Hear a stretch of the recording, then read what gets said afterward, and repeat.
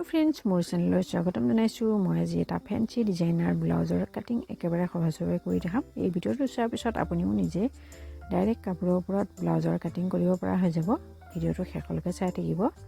প্ৰথমতে মই লাইনিংটো double fold কৰি লৈছো এডাল চিনটানি সমান কৰি লৈছো তে ব্লাউজটোৰ লেন্থ যিমানখিনি লাগে তাত 1 ইঞ্চ প্লাস কৰি ল'ব মই 16 ইঞ্চত মাৰ্কিং কৰিছো অলপ লেন্থটো মই বেছিকৈ ৰাখিছো সাধাৰণতে 15 ইঞ্চ লোৱা হয় এটা 14 ইঞ্চৰ ৰেডি হয় তো ডিপ নেকত বনাম সেই কাৰণে শোল্ডাৰ লৈছো 5.5 ইঞ্চ আৰ্মহোল লৈছো 6.5 ইঞ্চ 36 চেষ্টৰ বাবে বনাইছো সেই কাৰণে শোল্ডাৰ অকনমান বেছিকৈ লৈছো 5.5 লৈছো নেক উইথ ৰাখিছো 2 ইঞ্চ চেষ্টৰ 4 ভাগ ললো 9 ইঞ্চ 1.5 ইঞ্চ মাৰ্জিন লৈছো ওয়েস্ট 32 হয় তাৰ 4 ভাগ 8 ইঞ্চ 1 ইঞ্চ বেক ডাৰ্টৰ বাবে আৰু 1.5 ইঞ্চ মাৰ্জিনৰ বাবে ললো এতিয়া এফালে 1.5 ইঞ্চৰ শেপ দিম আৰ্মহোলৰ শেপ একেবাৰে সহজ হয় এফালে অকনমান ডাউন কৰি দিছো ফিটিং লাইনৰ ফালে এতিয়া বেক নেক লেয়াৰ ৰাখিম 10 ইঞ্চ আপুনি ইয়াতকৈ বেছিও ৰাখিব পাৰে বেছি ডিপ নেক লাগিলে তলফালে 3 ইঞ্চ ৰাখিছো বহলটো এনেকৈ বক্স বনাই ললো ইয়াত মই ৰাউন্ড শেপ দিছো এফালে নেকৰ সাইড অকনমান ডাউন কৰি দিছো এতিয়া ডাৰ্টৰ বাবে 4 ইঞ্চ লৈছো দুইফালে হাফ ইঞ্চ লৈছো এনেকৈ মিলাই দিলো এতিয়া কাটিং কৰি লম বেক পাৰ্টটোৰ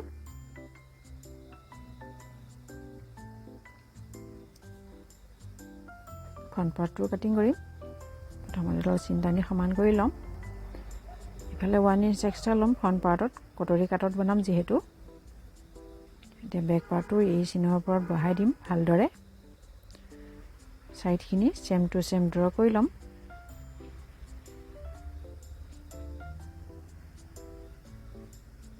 এতিয়া বেক পাৰ্টটো উঠাই দিম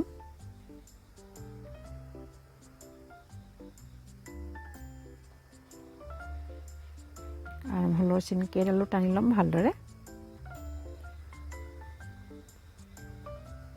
এতিয়া ফ্ৰন্ট নেকটো লেন্থ ৰাখিম 6.5 ইঞ্চ আপুনি কম বেছি কৰিব পাৰে তলফালে 2.5 ইঞ্চ লৈছো এটা বক্স বনাই লৈছো এতিয়া ওপৰৰ পৰা বেল্টৰ বাবে 12 ইঞ্চ লৈছো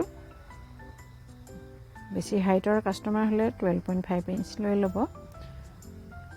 ইফালে 1.5 ইঞ্চ মাৰ্জিনটো উলিয়াই লৈছো এতিয়া কটৰিৰ বাবে এইখিনি যিমানখিনি তাৰ দুভাগ লৈ লম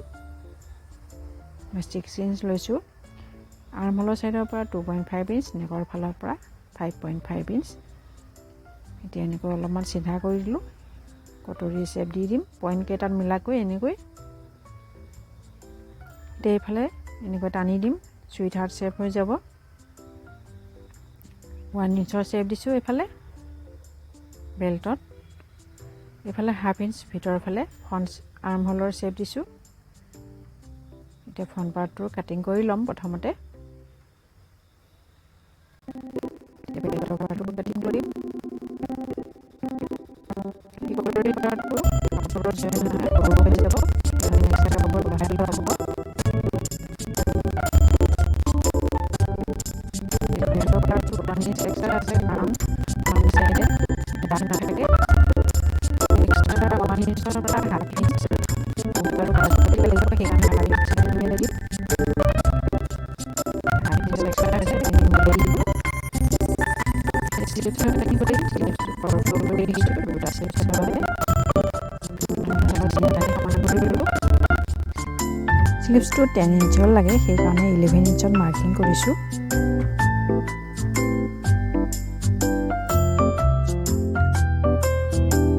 এতিয়া আৰ্মহোলটো মেজাৰমেণ্ট কৰি লম এনেকৈ ৰাউণ্ডত ইয়ালৈকে যিমানখিনি পালো 9 ইঞ্চ পালো স্লিপছটো প্ৰথমতে ডাউন কৰিবলৈ 3.5 ইঞ্চত মাৰ্কিং কৰিছো এতিয়া ইয়াৰ পৰা ইয়ালৈ 9 ইঞ্চ লৈ লম এনেকৈ যেটো আৰ্মহোল মেজাৰমেণ্ট কৰি পাইছিলো এফালে 2.5 ইঞ্চ সিধা ৰাখিম ৰাখি এনেকৈ স্লিপছৰ শেপটো দি দিম একেবাৰে সহজ হয় এফালে মাৰ্জিন ৰাখিম 1.5 ইঞ্চ স্লিপছ ৰাউণ্ড 10 হয় তাৰ হাফ ৰাখিছো 5 ইঞ্চ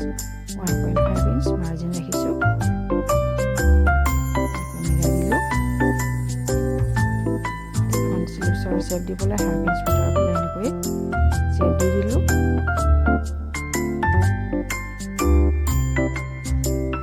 স্লিপছ কেইটা কাটিং কৰি ল'ম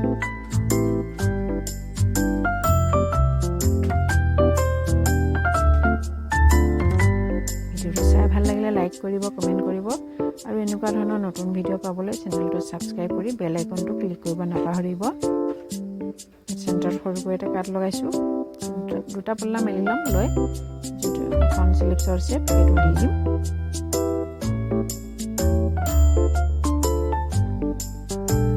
বাকীখিনি পাৰ্টৰ কাটিং হৈ গৈছে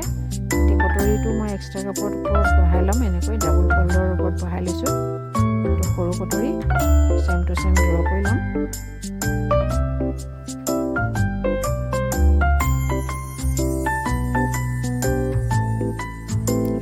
দিলোঁ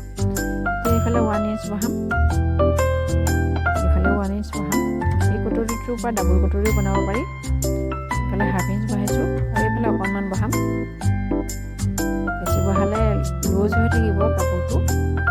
ফিটিং নহ'ব সেইকাৰণে বেছি বহাব নালাগে হুক পট্টি চাইডে এতিয়া পইণ্টকেইটাৰ ওপৰৰ পৰা এনেকৈ মিলাই দিলোঁ ইয়ালৈকে এতিয়া ইয়াৰ পৰা ইয়ালৈ মেজাৰ কৰি হাফ লৈ ল'ম 1.5 ইঞ্চ তলফালে ডাউন কৰিছোঁ তাৰপিছত ডাৰ্টৰ বাবে 3.5 ইঞ্চ লৈছোঁ এতিয়া ইয়াৰ পৰা ইয়ালৈকে এনেকৈ মিলাই দিম এইটো চাইডেও এনেকৈ মিলাই দিম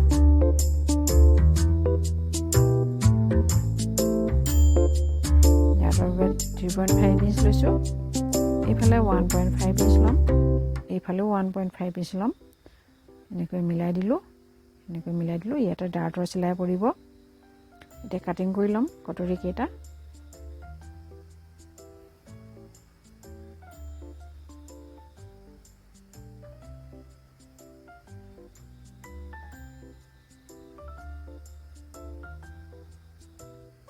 ইয়াত সৰু সৰুকৈ কাট লগাম য'ত য'ত চিন আছে তেতিয়া আনটো কটৰীটো চিন বহি যাব এতিয়া বাকীখিনি পাৰ্টো কাটিং হৈ গ'ল মেইন কাপোৰটোৰ ওপৰত কাটিং কৰিম এইটোৰ ওপৰত মেইন কাপোৰটো এনেকৈ ডাবল ফল্ড কৰি ল'লোঁ লৈ তাৰ ওপৰত বেক পাৰ্টটো প্ৰথমতে কাটিং কৰিম ভালদৰে বহাই লৈছোঁ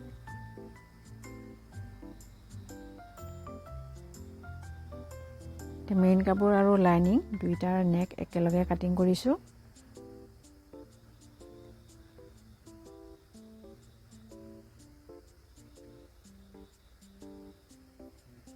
তাৰপিছত বাকী সাইডটো মেইন কাপোৰটো অলপমান বহাই কাটিং কৰিছোঁ অলপমান এক্সট্ৰা ৰাখি তেনেদৰে কটৰী পাৰ্ট আৰু কটৰী সাইডৰ পাৰ্টটো এনেকৈ বহাই ল'লোঁ ডাবল ফল্ডৰ ওপৰত বহাই লৈ অলপমান এক্সট্ৰা কৰি ৰাখি সাইডত অলপ বেছি কৰি থকাকৈ মেইন কাপোৰটো এনেকৈ কাটিং কৰিম তেতিয়া জইন কৰিবলৈ সুবিধা হয় লাইনিঙৰ লগত মেইন কাপোৰটো তেনেদৰে মই স্লিপছ কেইটাও কাটিং কৰিলোঁ এইটো হ'ল স্লিপছৰ পাৰ্ট তাৰপিছত বাকীখিনি এইটো হ'ল বেল্টৰ পাৰ্ট